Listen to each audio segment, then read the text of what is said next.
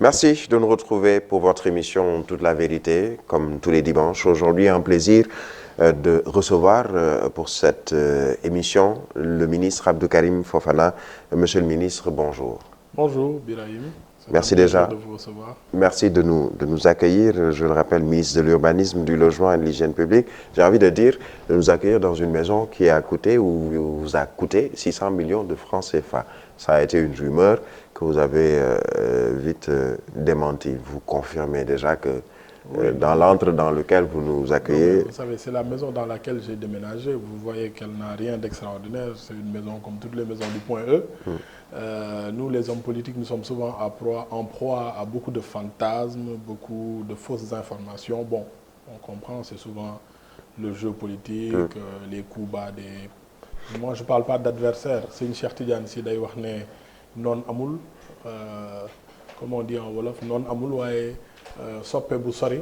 Donc souvent on reçoit des coups, mais bon, la vérité est tout autre. Le propriétaire lui-même s'est exprimé dans les médias et comble, cet après-midi même, j'ai reçu mon avis pour payer mon loyer ce mois-ci. Donc en tant que gourgourlou, je vais faire tout pour payer mon loyer avant le 5.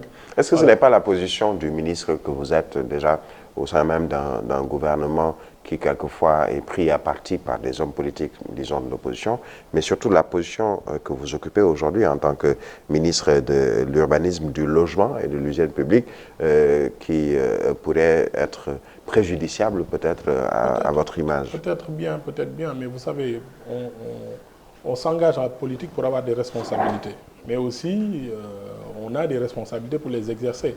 Souvent on a des positions qui gênent, qui dérangent, et on les assume. Bon, quelquefois, peut-être qu'on a des adversaires ou des concurrents qui, peut-être par faiblesse d'esprit, n'ont pas d'autres moyens d'agir que de créer ce qu'on appelle des bulles puantes ou de fausses informations. Mais bon, nous, on doit être droit dans nos bottes et aussi assumer ce que nous faisons. La politique, c'est assumer des choses qui sont populaires comme des choses impopulaires. C'est le cours normal de la vie et moi, je suis préparé à cela puisque quand on fait de la politique, on doit s'attendre à pouvoir prendre des décisions, agir, exercer une mission de service public qui peut plaire, ne pas plaire, être à des positions souvent où on peut déranger ou ne pas déranger.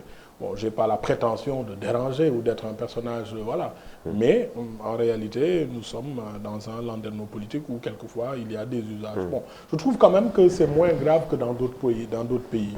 Mais bon, souvent ça arrive, c'est des coups, c'est vous assumez et vous êtes, on peut le dire, préparé, peut-être ce n'est point un secret, préparé également par un père qui a été ministre et sûrement vous avez dû apprendre beaucoup de cette posture ou position. Non, puisque moi, la période où mon père était ministre, je n'étais pas encore né. Oui, moi, mais vous avez quand même suffisamment lu de lui ou appris de l'entourage. Mais bon, moi j'ai perdu mon père, j'avais 18 ans, j'ai pas eu peut-être le temps d'avoir une peut-être formation politique de sa part, peut-être une formation de la vie, des relations familiales, des relations humaines. Donc j'ai beaucoup appris de lui de ce point de vue-là. Bon, après ma formation politique, le premier parti dans lequel je me suis engagé, c'est l'APR. J'ai beaucoup flirté avec la politique. En 2007, j'ai participé à la campagne d'Abdoulaye Wade avec Hassan Ba et autres. On était dans une cellule de communication. Le premier parti où j'ai pris une carte, c'était l'APR. C'est par le contact avec le président de la République, avec beaucoup d'hommes politiques comme Morngom, Mahmoud Saleh et d'autres personnages qui nous ont permis de nous aguerrir et de comprendre les rouages, comment fonctionne un État. Donc, et vous êtes, je le rappelle, relativement jeune, mais avec beaucoup de responsabilités sur le plan politique déjà et sur le plan administratif, étant aujourd'hui ministre en charge d'un gros département qui souvent est un point focal pour certains qui se focalisent sur ce département et surtout on parle de foncier, de logement, l'urbanisme, avec, vous n'êtes pas sans savoir ce dernier gros bruit autour du hangar des pèlerins, avec quelques 557 parcelles, et tout de suite certains qui pointent du doigt Abdou Karim Fofana. Quelle explication sur ce dossier? Alors tout à fait. D'abord, je pense qu'il faut recadrer. Au Sénégal, nous connaissons depuis un moment beaucoup de débats sur le foncier. Le foncier, c'est vrai, c'est une matière qui intéresse tout le monde. mais sur lesquels l'État du Sénégal a fait beaucoup d'efforts en termes de réformes et beaucoup de modernité dans la gestion. Maintenant, le temps nous rattrape.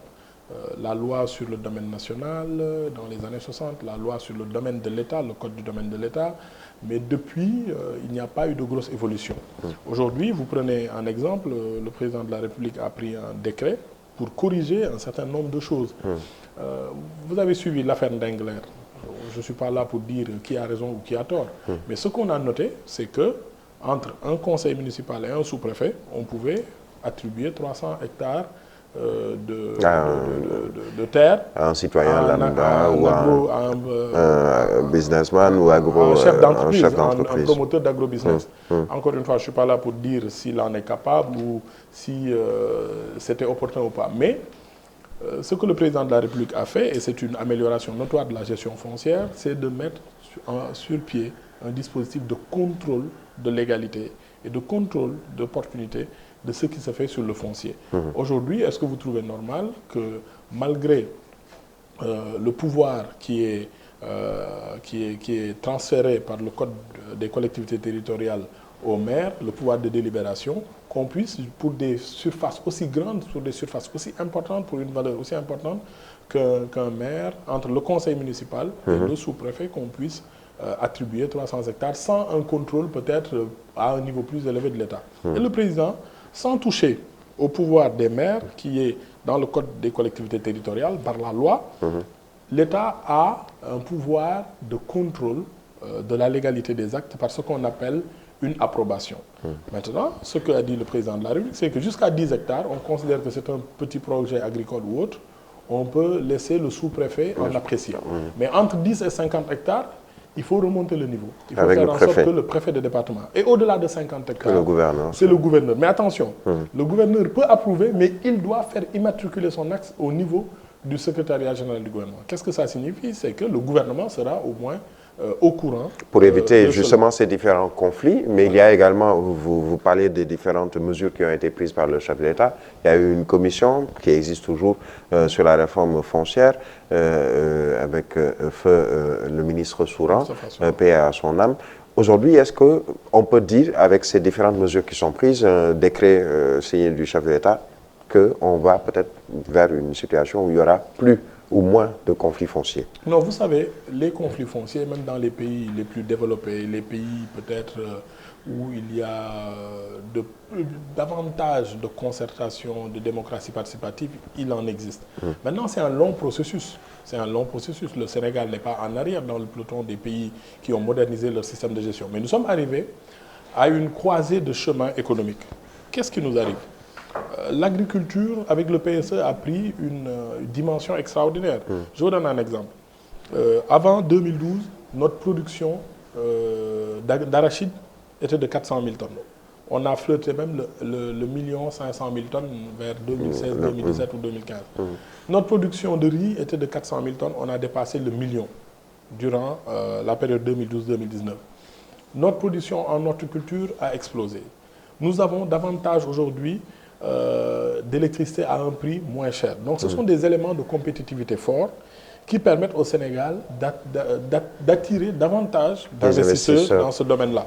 Donc les terres prennent davantage de valeur et c'est de la convoitise. Maintenant, c'est à l'État de réformer, de faire en sorte que les textes soient au goût du jour et qu'on puisse faire face à cette demande sans porter préjudice aux activités paysannes, aux activités des populations autochtones dans le monde rural. Parce qu'on peut dire que l'activité agricole au niveau rural peut ne pas être très rentable, peut ne pas atteindre les mêmes niveaux de rentabilité qu'au niveau de l'agrobusiness, mais il faut savoir mettre sur pied un équilibre entre ce qui se fait au niveau local par nos populations et ce qui se fait de façon peut-être plus moderne, avec beaucoup plus de moyens, avec les investisseurs. Donc c'est cet équilibre-là qu'on doit pouvoir trouver.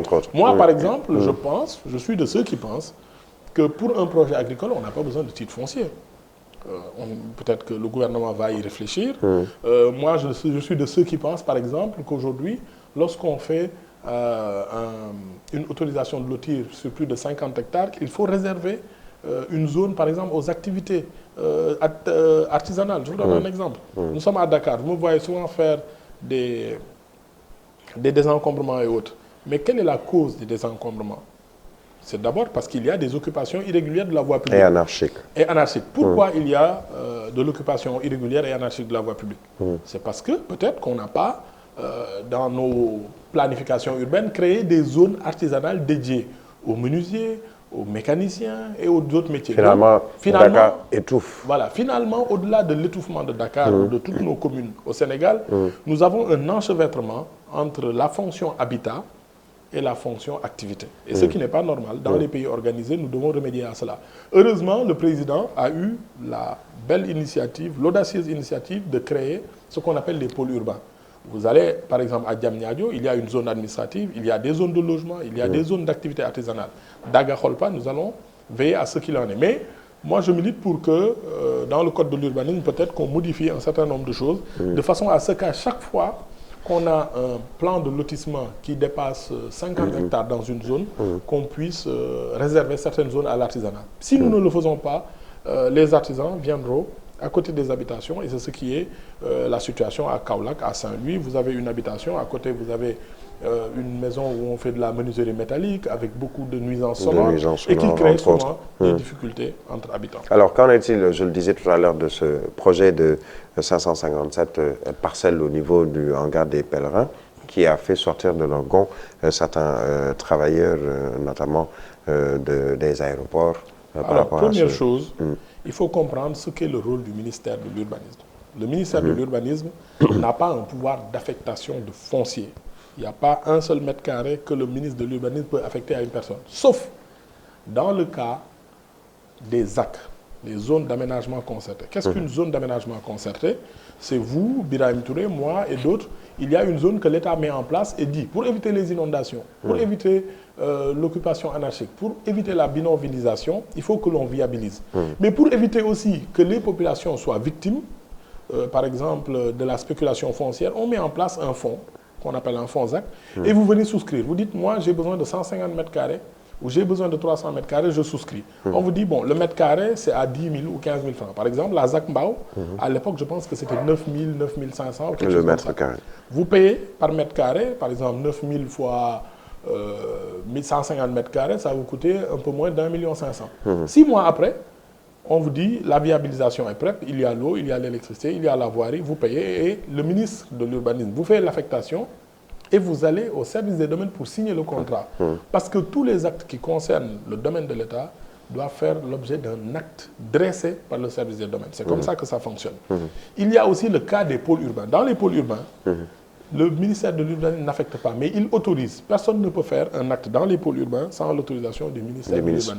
Or, ces cas-là, le ministère de l'urbanisme n'a pas de compétence sur l'affectation de foncier. Par contre, dans le cadre de l'aéroport, qu'est-ce qui s'est passé? Il y a des syndicats ou des coopératives qui ont dit qu'il y avait une autorisation de lotir signée par le ministre de l'urbanisme qui dépece, j'utilise le mot, dépece en wolof, moi, fesse, comme il fait, ce genre de choses, dépece, découpe et ça. Ce n'est pas la vérité. Le ministre de l'urbanisme a l'obligation, à chaque fois qu'une commune, ou à chaque fois que le propriétaire d'un titre foncier lui présente un projet de lotissement, de l'apprécier.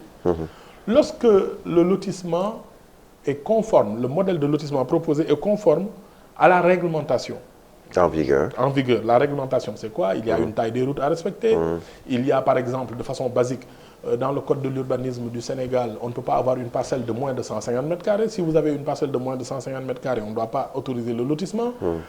Il faut laisser au moins 15% de voirie, donc les routes et autres. Il faut laisser au moins 15% pour les équipements. Ce sont les lieux de culte, mosquées, églises, chapelles, terrains de foot, espaces verts, marchés ou ce genre de choses.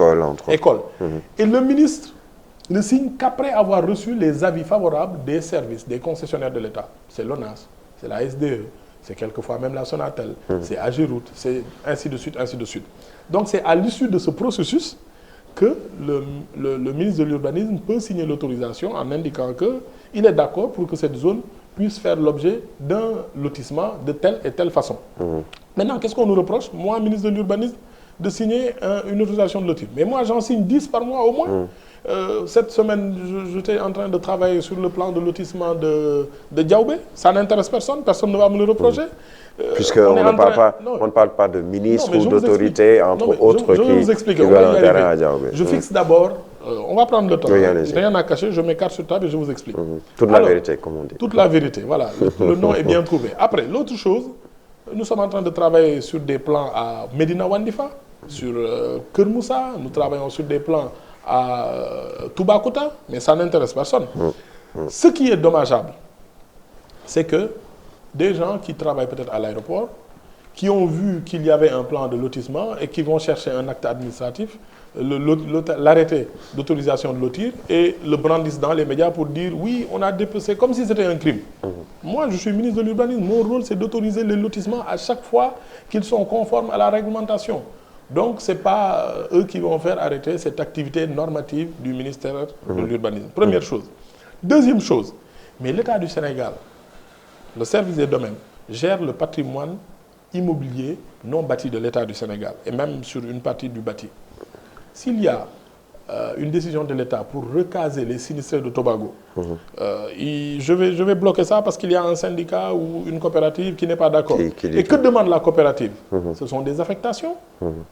Donc au Sénégal, si vous travaillez à l'aéroport et qu'il y a un lotissement sur un terrain adjacent à l'aéroport, automatiquement vous devez être attributaire. Vous devez être attributaire. Alors que ce syndic, cette coopérative, je pense qu'en 2009, ils ont déjà reçu énormément de parcelles. Nous avons la liste. Il y a même des gens qui en ont reçu 3. 3 sur une seule zone. Moi, j'ai la responsabilité quand même de rationaliser l'activité des coopératives. J'ai la responsabilité de voir aujourd'hui qu'est-ce que ces coopératives qui nous demandent du foncier à chaque fois, qu'est-ce qu'ils en font. Maintenant, après, essayer de salir le nom des gens ou essayer de créer une association entre les responsables de l'État, ce genre de choses. Ma sœur Thérèse, vous avez vu le lynchage médiatique injuste qu'on lui a fait, alors que peut-être quand elle est allée à l'agence SDE, ce n'était même pas ça. Donc, c'est cette forme de dialogue démocratique que moi, je réfute. Je ne fonctionne pas sous la pression, je ne fonctionne pas sous le chantage. Et en tout cas, si les coopératives, excusez-moi, si les coopératives ont un besoin quelconque, ils n'ont qu'à écrire au service des domaines et justifier la raison pour laquelle ils demandent. Maintenant, 557 parcelles, on l'entend, oui, on dirait que c'est énormément de choses. Mais il y a des Sénégalais connus ou inconnus qui demandent des parcelles au service de l'État. Ça se fait depuis 1960, on en affecte aux Sénégalais. Et on le fait de façon transparente, sans problème. Donc, moi, je ne suis pas la personne qui l'accès à la terre doit être démocratisé. Démocratisé, et c'est la raison pour laquelle, mais pour des questions d'équité, le président de la République, quand même, même le foncier qui est dans la zone de l'aéroport, il en a confié une bonne partie à la CDC. Et leur permettre Caisse de de vendre dépôt et de de façon conciliation transparente à tous les Sénégalais et de procéder à l'aménagement qualitatif pour certaines zones au Sénégal. L'autre chose, on est en train de créer beaucoup de ZAC. Vous l'avez vu encore une fois, j'ai reçu il y a quelques semaines la coopérative des journalistes qui s'appelle La Presse. Oui. Ils sont venus me présenter leur projet pour une cité de la presse. Je leur ai dit, vous avez combien d'adhérents? Ils m'ont indiqué qu'ils en avaient 340 à la date de notre réunion. Oui. Alors je leur ai dit, donc on veut faire une projection sur 500. Ils m'ont dit parfaitement parce qu'il y a beaucoup de gens qui n'ont pas encore adhéré. Donc je leur dis, la règle, c'est que vous ne devez pas accepter la facilité. Ils pourront vous le confirmer.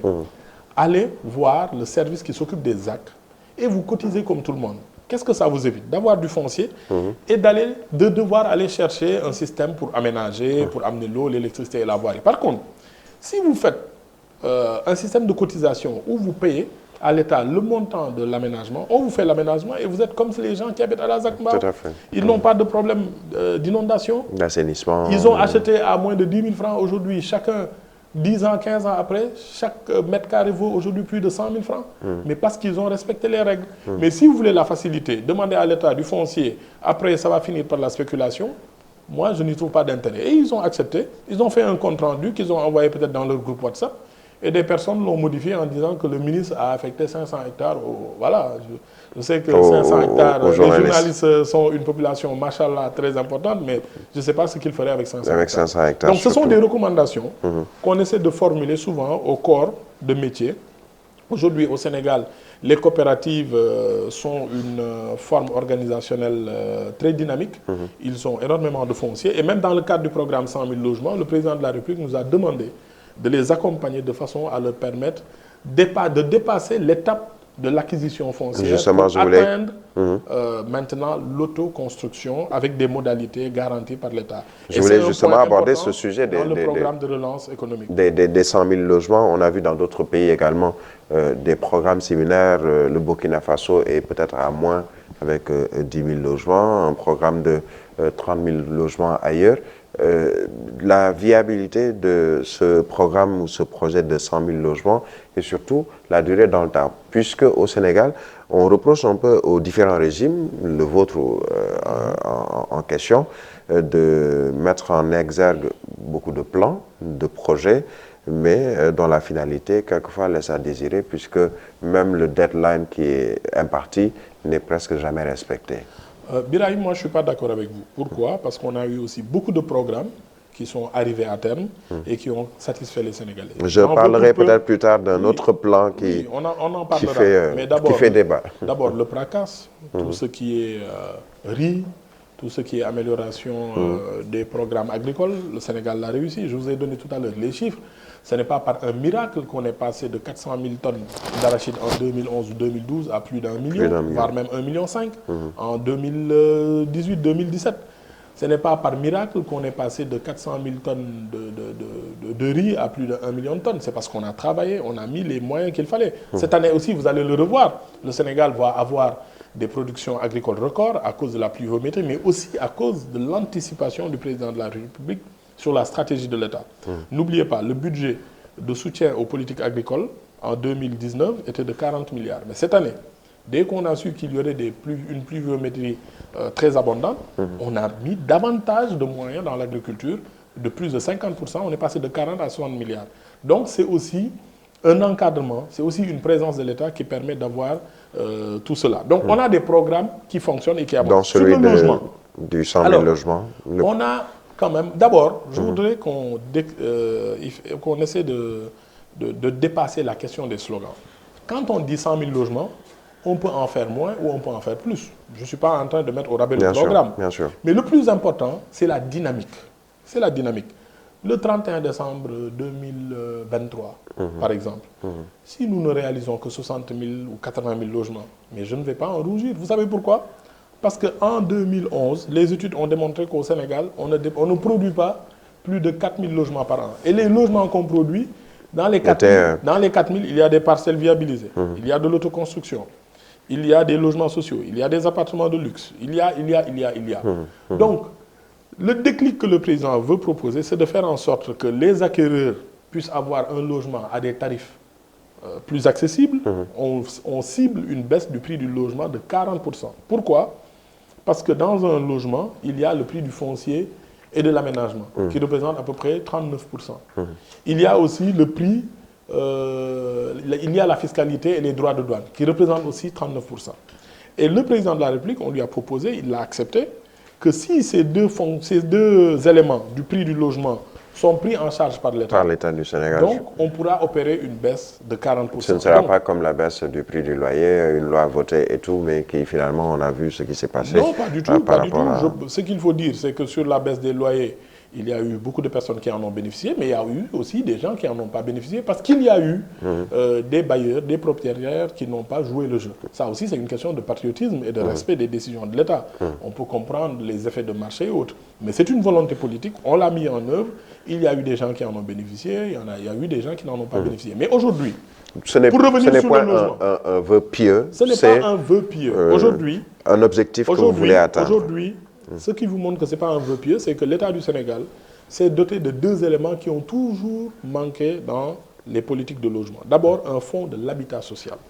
Est-ce que vous savez que depuis le mois de mars, on a instauré une taxe de 2 000 francs par tonne de ciment qui alimente les caisses du fonds de l'habitat social, environ 1 milliard par mois. Et ce fonds-là doit servir à garantir les acquéreurs qui vont acheter des logements. Birahim, est-ce que vous savez qu'aujourd'hui au Sénégal, 96% des personnes qui sont actives du point de vue économique sont dans l'informel? Tout à fait. Et ces gens-là ont un revenu, ont une activité, mais ne répondent pas aux critères bancaires qui leur permettent d'avoir un prêt pour acheter leur logement. C'est un commerçant qui est à Sandaga, c'est un chauffeur de taxi, qui sont dans l'informel, mais qui ont des revenus. mais à cause de la structuration de notre marché bancaire ou de notre marché de l'immobilier, n'arrive pas à avoir un prêt. Donc sur cette base, l'État a créé le dispositif de la garantie. Est-ce que vous savez, Birahim, que 80% des salariés au Sénégal touchent moins de 315 000 francs. Et avec moins de 315 000 francs, vous ne pouvez pas avoir avec votre quotité cessible un logement sur la base duquel vous payez plus de 100 000 francs. La quotité Donc pour cela, 15, l'État du Sénégal a mis en place une structure de bonification qui est dans le fonds de l'habitat social.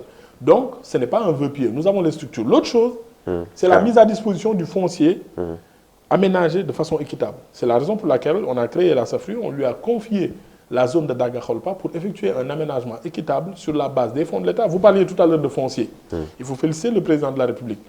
Les hectares qui sont mis à la disposition de la CDC, une partie des recettes doit revenir au programme 100 000 logements.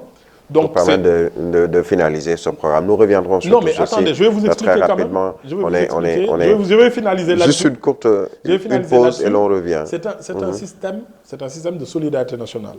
Les personnes les plus aisées, peut-être comme vous, qui achètent un terrain à la CDC, versent un montant dans lequel on prend une partie et on fait une péréquation pour permettre à des Sénégalais moins aisés de pouvoir avoir un foncier aménagé qui est peut-être sauvé des intempéries et des zones d'inondation et de la bidonvillisation. Alors, nous allons poursuivre sur ce sujet très intéressant. Ce sera juste après cette courte pause et vous nous suivez toujours sur Zik FM et Sen TV.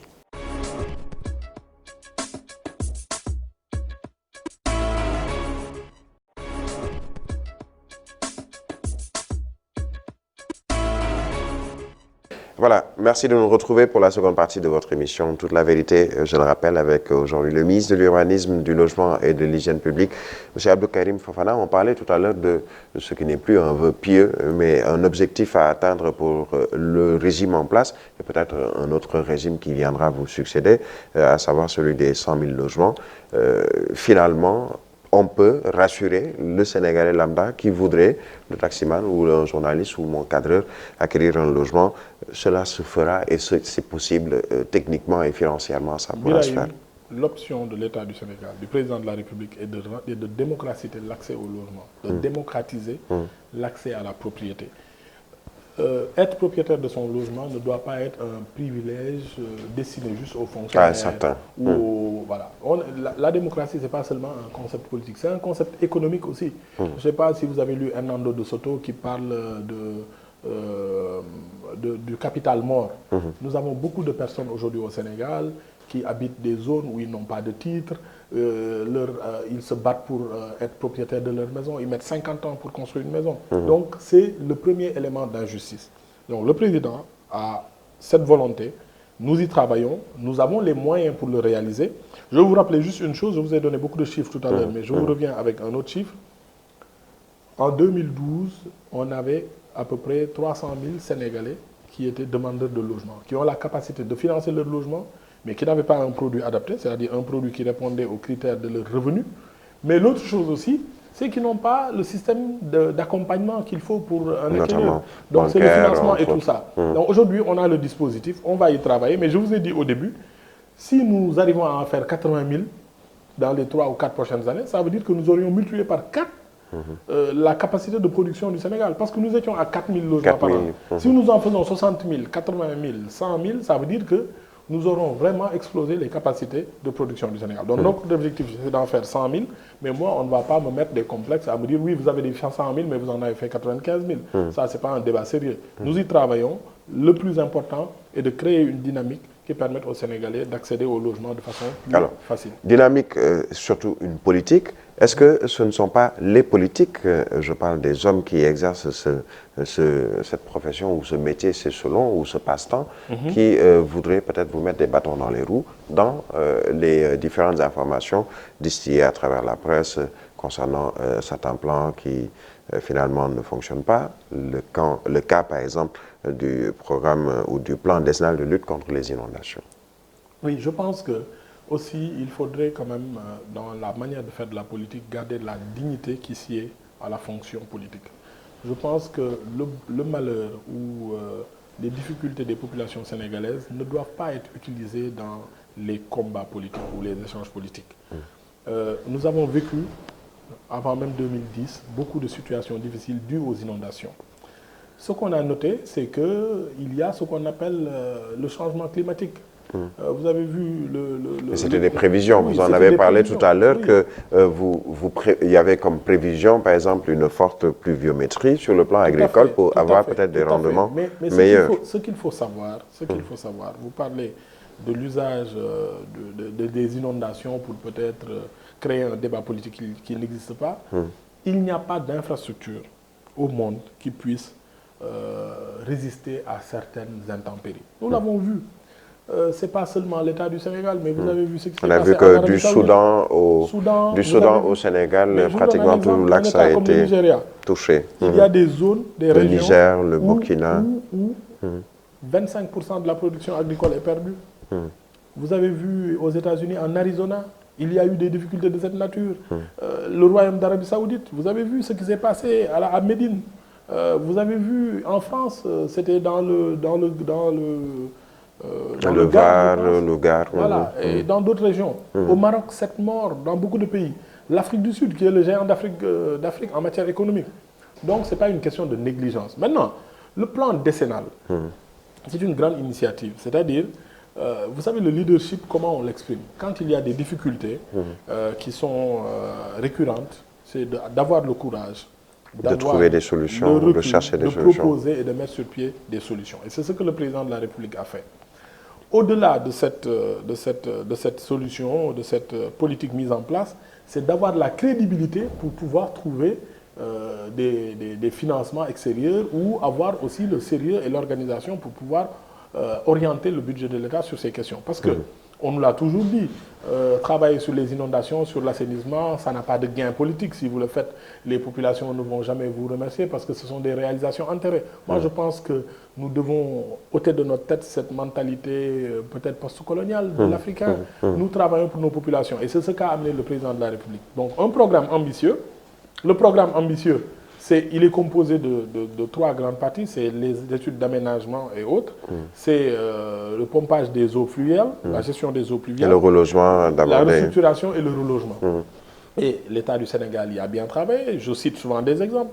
Vous connaissez la zone de Dalifort, Cité Soleil. Vous connaissez la zone de Philippe Maguilène Senghor, à Yoff, Nord Foire, Ouest Foire, Pikine Irrégulier Sud. Vous connaissez Anne Village et beaucoup de zones. La grande mosquée de Touba, autour, on avait beaucoup d'eau. Et aujourd'hui, ce sont des questions qui sont derrière. Kenyang, même chose.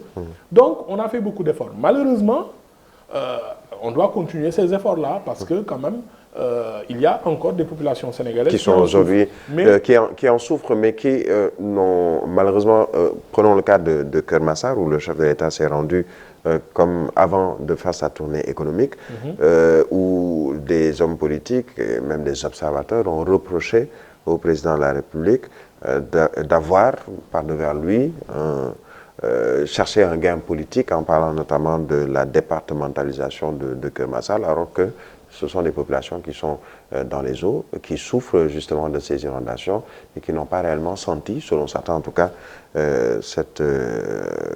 présence du président de la République. Moi, je trouve que Birahim, c'est une analyse trop simpliste et trop situationniste des faits politiques. Nous sommes dans une zone qui relève du département de Pikine. Qu'est-ce qui est noté? La démographie de Kermassar est devenue très importante, avec beaucoup de problèmes d'urbanisation. Et peut-être, d'assainissement, d'urbanisation. Et peut-être que si on avait une autorité administrative plus proche de Kermassar, avec peut-être un certain niveau, on aurait pu davantage, exercer un suivi sur les questions de Kermassar.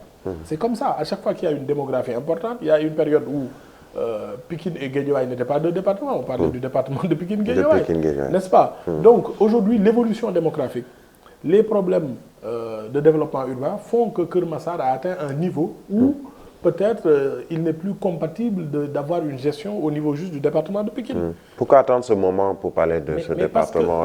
Attention, ce débat a beaucoup surgi. Mais vous savez, au Sénégal, vous changez le département de Kermassar, on va dire que c'est pour des questions électorales. Vous voyez qu'il y a un certain nombre, une masse critique de problèmes d'urbanisation qu'il faut régler avec une autorité administrative forte qui puisse coordonner au niveau local les politiques publiques. on va vous dire oui, mais bon, c'est les inondations. Mais il faut un problème à régler. C'est une question de priorité finalement. Donc c'est une question de priorité. Aujourd'hui, vous allez à Kermassar, les quartiers de Kamibas, Allah Djipaté, ce sont des personnes qui aujourd'hui méritent quand même une attention plus particulière, plus avancée. Et je pense que c'est à l'honneur du président d'avoir cette écoute particulière et de pouvoir adapter aussi notre organisation administrative partout où le besoin se fera sentir. Alors il faudrait déjà attendre, on le suppose, quelques années avant d'arriver à ou quelques mois en tout cas, d'arriver à ce département de Kermassar, puisque c'est quand même un processus assez lourd et long. Il faudrait de toutes les façons, Birahim, l'administration n'attend pas. Aujourd'hui, je pense qu'aujourd'hui même, le ministre de l'eau et de l'assainissement a coordonné une réunion avec tous les services qui agissent dans la zone de Kermassar, parce qu'on a noté que Kermassar était l'une des zones les plus impactées dans cette période difficile des inondations. Où on a des parcelles assainies, finalement, tout sauf assainies dans cette zone. Les parcelles assainies, mais il y a une grande infrastructure sur la base desquelles les parcelles assainies viennent s'installer. Parce que, vous savez, dans le développement urbain, il y a des concepts. Il faut d'abord régler le problème des voies structurantes à un niveau peut-être plus élevé pour pouvoir après parler du lotissement et des questions d'assainissement. Donc, il faut avoir cette approche-là. L'autre chose, c'est que sur cette histoire-là, encore une fois, je pense que l'approche est appropriée. Il faut davantage de considération, d'organisation, ce que fait l'État du Sénégal. On peut parler de Kermassar, on peut passer notre temps là-dessus, mais il y a aussi des succès. D'autres structures, d'autres zones plutôt qui sont dans la même situation. Qui sont sorties de cette situation.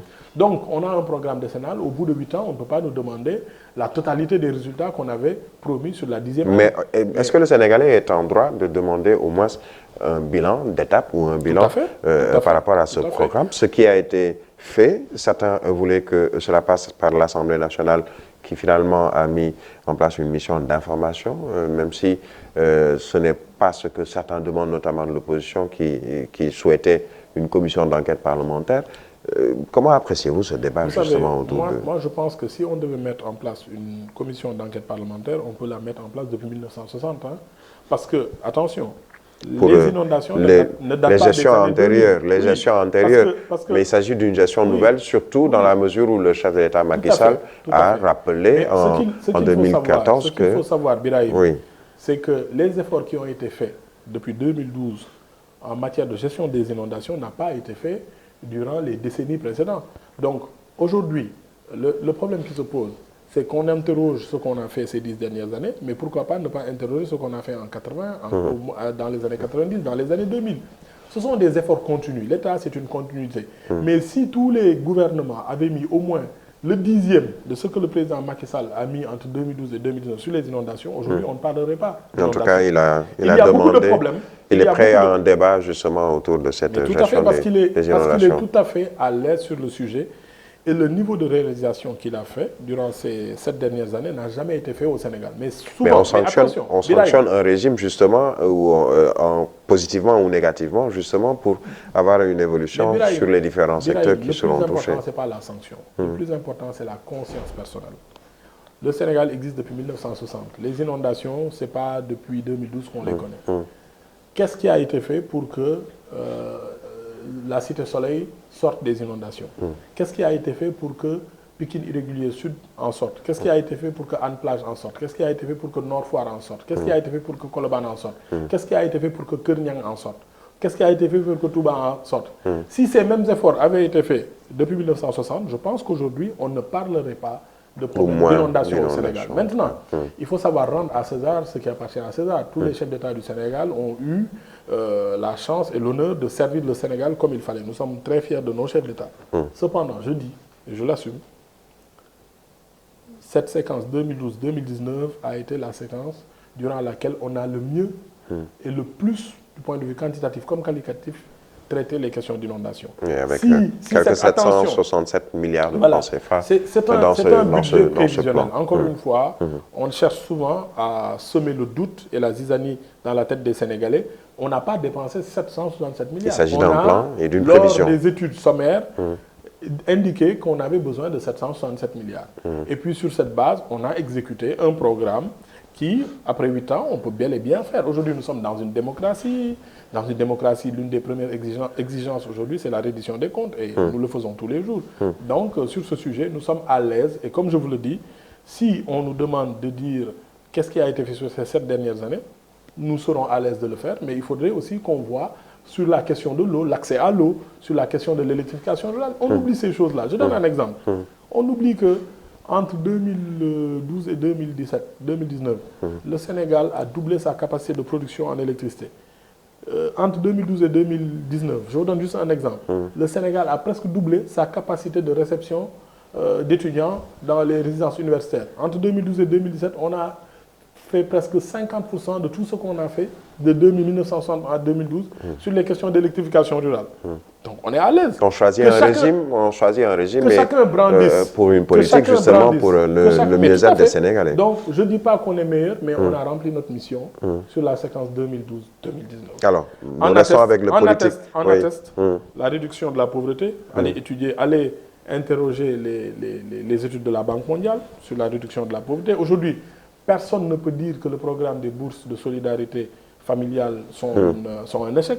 Personne ne vous dira que la carte d'égalité des chances est un échec. Personne ne vous dira que la question relative à la CMU est un échec. Personne ne vous dira aussi que le Sénégal n'a pas eu une bonne croissance. Et cette croissance, elle a servi à nous ouvrir les portes de l'industrialisation, les portes d'une agriculture plus dynamique. Mais attention, elle nous a servi aussi à partager les fruits de la croissance avec les populations qui sont les plus dans le besoin. Alors, nous restons avec le politique que vous êtes, je le rappelle, membre également de l'Alliance pour la République. Vous parlez tout à l'heure de reddition des comptes. Certains pointent du doigt des proches du régime ou proches du chef de l'État, pour le citer, Mansour Faye, de justement ne pas réellement rentrer dans cette logique de reddition des comptes. On l'a vu avec la réponse qu'il a servi concernant une probable écoute ou une probable convocation à l'OFNAC. On a également suivi ses propos concernant le comité du Fonds Force Covid-19 dont il a eu à gérer une partie notamment de cette aide alimentaire destinée aux populations. Finalement, au sein du régime APR, c'est je veux faire ce que je veux faire et je vais le faire comme je veux le faire. Non, ça c'est votre compréhension à vous, Birahim. Je sais que vous êtes très lyrique dans votre manière de présenter les choses. Mais moi, ce que j'ai entendu aujourd'hui, Mansour Faye, le ministre Mansour Faye dire, c'est qu'il est prêt à répondre. Maintenant, il est prêt à répondre. On est dans une démocratie. La reddition des comptes est une exigence déjà de la démocratie. Attention, il y a aussi dans la démocratie beaucoup d'interprétations de textes, quelquefois fait à tort ou à raison. Ce que j'ai entendu de sa bouche aujourd'hui, dans son point de presse, c'est qu'il est prêt à répondre. Maintenant, les modalités. Est-ce que les structures qui lui demandent de rendre compte peuvent le convoquer ou pas? Mais il a dit que la reddition des comptes, il peut le faire en sa qualité. Parce que dans les démocraties, il faut savoir, est-ce qu'on peut vous convoquer dans l'exercice de vos fonctions? Est-ce que c'est après? Est-ce que c'est avant? Quelles sont les règles? Bon, je ne m'y connais pas trop. Mais c'est juste cela qu'il a interrogé. Maintenant, après, c'est très facile de découper. Comme vous le savez bien le faire, les journalistes, un quart de phrase ou une moitié de phrase pour le mettre en titre. Mais en réalité, ce qu'il a dit, c'est qu'il ne peut pas ne pas répondre de ses actes. Nous sommes nommés, élus pour assumer une fonction publique. Et je rappelle cette mission de service public va avec une exigence de reddition des comptes. Je rappelle que on a vite fait de rappeler ces propos du président de la République, Macky Sall. L'OFNAC, c'est pour nous, la CREI, c'est pour la gestion antérieure. Tout à fait. C'est le cas aujourd'hui. Alors il faudrait, et comme vous l'avez dit, le ministre Mansour Faye qui va répondre donc à l'OFNAC. Alors, Abdou Karim Fofana, parlons de votre département. Vous avez démarré depuis un certain temps, notamment la restructuration, la réhabilitation des marchés. On a vu ce qui s'est passé concernant Sandaga. Finalement, il y a eu beaucoup de propos, de mots concernant cette réhabilitation et restructuration du marché Sandaga. Finalement, tout est bien qui finit bien. Vous êtes dans ce projet. Quels sont les projets présents du ministre concernant justement les marchés, les édifices publics, entre autres? Alors, la question de Sandaga n'est pas terminée, parce qu'aujourd'hui, Elle est plus ou moins, il y a moins de débats autour de cette question aujourd'hui. Il y a aujourd'hui toujours le débat des architectes. Est-ce que c'est un bâtiment historique? Est-ce qu'il tient ou il ne tient pas? J'ai tenu à commander une autre étude, parce que nous en avions déjà, mais pour permettre quand même d'être transparent et d'engager le débat. Parce que au début de ma prise de fonction, j'avais dit aux Sénégalais et aux personnes avec lesquelles je travaille, moi j'ai un concept que j'ai appris du président de la République, c'est les 3D, Déglou, Disso, Dieuf. Mais ce que j'ai dit aussi au Sénégal, l'échange, le Disso, quelquefois, il prend tellement de temps qu'on oublie d'agir. Vous n'agissez pas. Voilà. On a pris 1 an pour écouter les commerçants, pour leur proposer des solutions. Moi-même, l'année dernière, en 2019, j'ai indiqué que le site de recasement que j'avais vu ne se prêtait pas à une activité marchande. Donc, qu'est-ce que j'ai fait? J'ai demandé à ce qu'on nous permette de construire un site de recasement. Quand on l'a fait, on les a invités à y aller. Il y a eu un peu de résistance, mais bon, on a su faire le dialogue et aussi être ferme et décisif quand il le fallait. Maintenant, il y a la question du bâtiment. Le bâtiment, c'est un gros débat. Certains disent que il faut le réhabiliter. Puisque étant un patrimoine, historique. Nous, moi, je suis de ceux qui pensent que ce bâtiment, il va falloir le démolir et le reconstruire. On a les arguments techniques et architecturaux pour. Mais comme c'est un débat entre Sénégalais, et j'estime que nous tous, nous avons la volonté de bien faire et d'apporter quelque chose. Après le Magal, peut-être, je vais organiser une petite concertation qui, à l'issue duquel, je vais prendre une décision de façon autonome, parce que c'est mon rôle de voir qu'est-ce qu'il faut faire, est-ce qu'il faut démolir, est-ce qu'il faut réhabiliter. Donc ça, c'est la démarche participative que le président de la République voudrait, puisque nous tous, nous sommes quand même... construire le Sénégal avec les Sénégalais. Nous devons écouter les spécialistes et autres, la société civile sur ces questions. Par contre, comme j'ai l'habitude de le dire, c'est nous qui avons la mission. C'est le président qui est élu et c'est nous qui l'a désigné pour mettre en œuvre ses politiques. On peut écouter, on peut échanger, mais on n'impose pas à l'État la conduite à tenir. Donc on écoute, on échange, les titres de journaux, les insultes, c'est pas grave. On est fait pour ça, on est payé pour ça.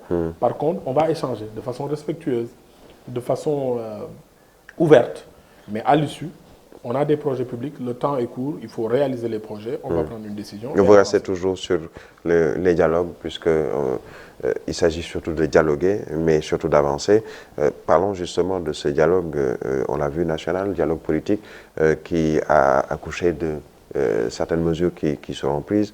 On attend bien entendu la décision finale du chef de l'État, mais on peut déjà prendre une certaine avance concernant, par exemple, la gestion des élections, le calendrier électoral qui, malheureusement, au Sénégal n'est presque jamais respecté concernant les élections locales.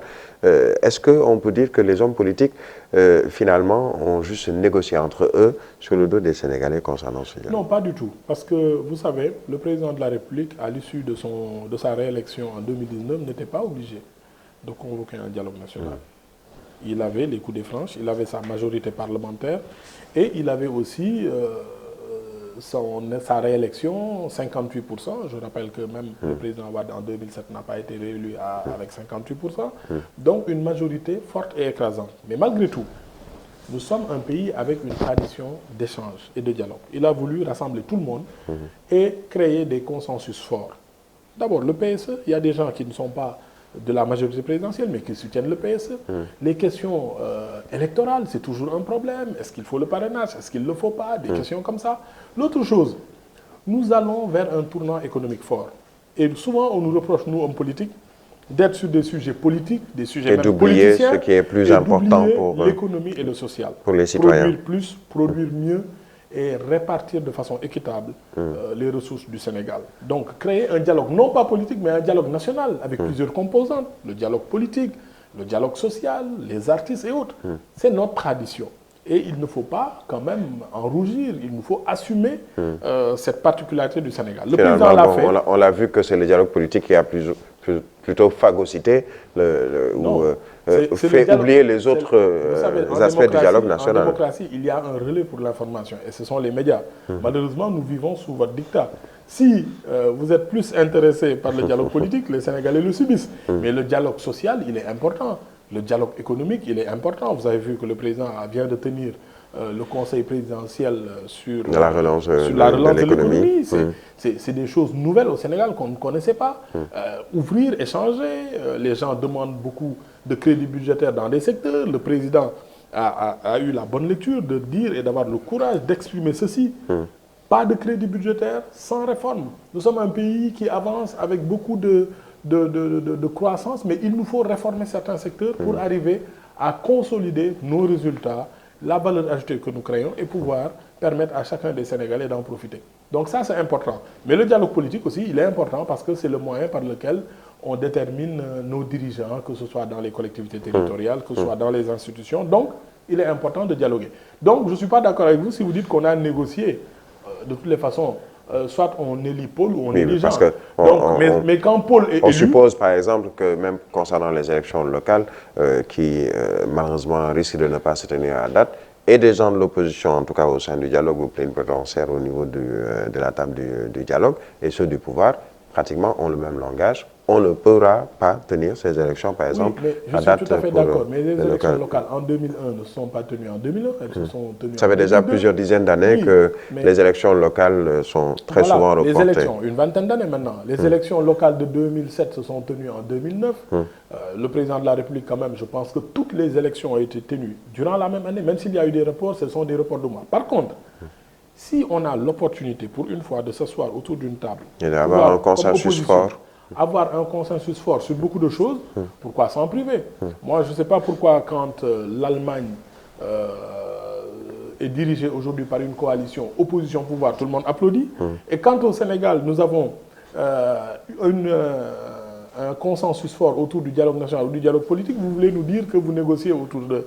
Voilà, moi je pense que le dialogue national, c'est un élément fort. Nous allons vers des perspectives économiques importantes, des tournants importants. Il nous faut dialoguer, échanger de façon à avoir ce que dit le doyen Momar Samb,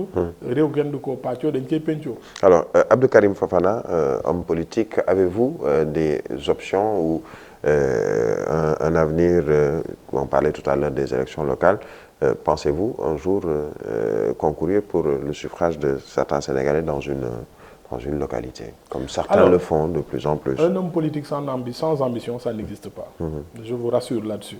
Mais par contre, vous pouvez me concéder quand même qu'une personne bien éduquée, avec de la courtoisie... Vous allez attendre que la paire en décida pour vous... Voilà, parce que ce qu'il faut savoir, c'est que moi, je suis quand même issu d'un parti, je suis un militant. Imaginez, en avril 2019, je suis nommé ministre de l'Urbanisme, du Logement et de l'Hygiène publique.